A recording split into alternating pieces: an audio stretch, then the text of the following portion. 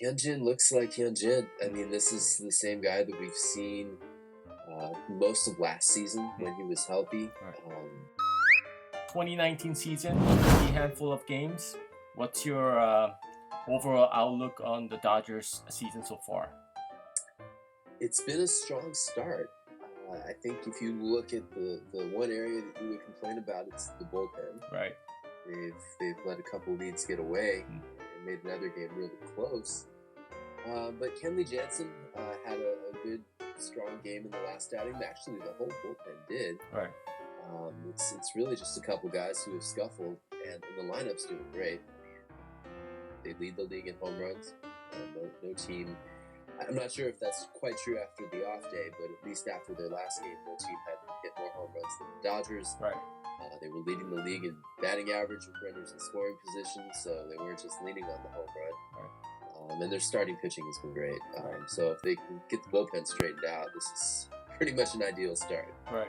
Well, it's funny how you brought up bullpen first because, as you probably know, all Dodgers games are broadcasted in here in Korea, and the Korean fans are saying that Andrew Freeman should be calling Craig Kimball's agent. Is there any possibility for that? Do you hear anything?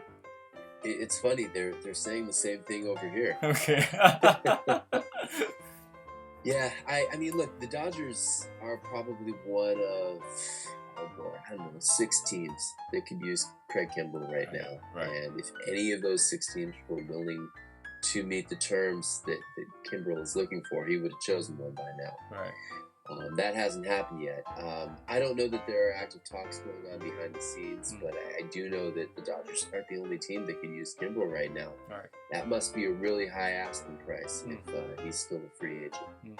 Well, we have to talk about Hyunjin. Only 2 starts, but they're pretty impressive. What was your take on his outing? Two outings that he's shown so far. Yeah. Hyunjin looks like Hyunjin. I mean, this is the same guy that we've seen most of last season when he was healthy. Right.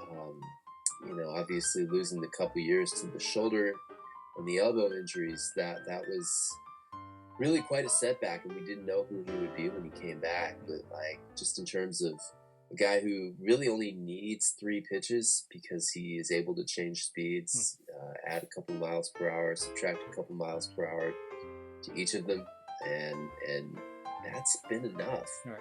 And we saw that again. And I mean, Hyunjin has more pitches that he can lean on in his arsenal if he wants to, but he didn't need him in those first 2 starts. And why use him, right? It's the beginning of a new season. You don't need to show everybody everything. This will be great if he can keep it up. Okay. Well, we were somewhat pleasantly surprised that Hyunjin got the opening day start. What was the reception of that announcement when it was first announced by Dave Roberts? The Dodgers fans are very familiar with you right now. I don't think they were upset with that once it was determined that Kershaw wasn't going to make that start. But well, you've been covering the Dodgers this is your 8th year, from what I've heard, and that means that you were there from the day one of Hyunjin's career with the Dodgers. This is, believe it or not, this is his 7th season with the Dodgers.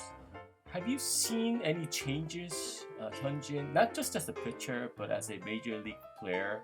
Yeah, he's gotten better as a major league pitcher, and there are some small ways that's come true. And we can touch on that. I think the most amazing thing, though, is just how consistent he has been during that time when he's been on the mound. If you look at the number of pitchers who have been that each of the last 7 seasons, it's probably a smaller number than you think. 7 years is a really long time for somebody to still be doing what Hyunjin did when he came over in 2013. I think that he's gotten a little bit better as far as pacing himself.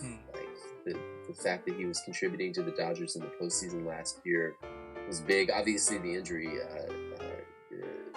knocked out several months in the middle of the season, and that helped. Right. But he's always been a guy who could pitch well in the postseason. He has a cutter that we really didn't see early on, and Again, it's just the consistency that's really the most impressive thing to me. The fact that he's been able to. Were you surprised that the Dodgers offered him qualifying offer this past offseason? No, not at all. I think it was more surprising that he accepted the offer. Really? To me, yeah. Okay. To me, and talking to people internally in the front office, they weren't necessarily surprised that he took it, but it wasn't a given that he would take it. Okay. So I think to the extent that it was a surprise that he took it, there was this thought that maybe he could get a multi-year contract if he had rejected that offer, become a free agent. Not a surprise at all that he got the qualifying offer. Slightly more surprising that he took it. Okay. Overall, 2 straight World Series appearances by the Dodgers. 3 in a row. Is that possible? What do you think? Sure, it's possible.